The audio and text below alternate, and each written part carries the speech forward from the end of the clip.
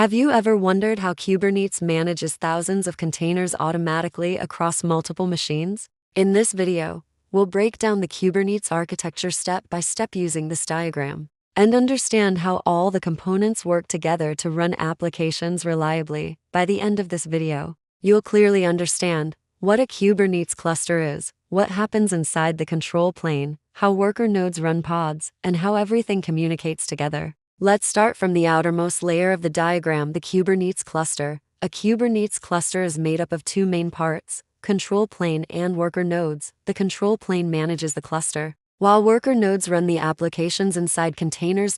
So you can think of the control plane as the brain, and the worker nodes as the muscles that execute the work. On the left side of the diagram, we have the control plane. The control plane is responsible for making global decisions about the cluster, such as scheduling applications and maintaining the desired state. Let's look at its main components. The kube-api-server is the central entry point of the Kubernetes cluster. Whenever a user runs a command like kube-ect, the request first goes to the API server. The API server validates the request and communicates with other components to process it. It acts as the communication hub between all Kubernetes components. Next we have etcd, which is the database of Kubernetes. It stores all the cluster information such as pod configurations, node details, and secrets and configurations. In simple terms, etcd stores the entire state of the cluster. The kube-scheduler decides where new pods should run. When a new pod is created, the scheduler checks available nodes, CPU and memory resources, constraints and policies.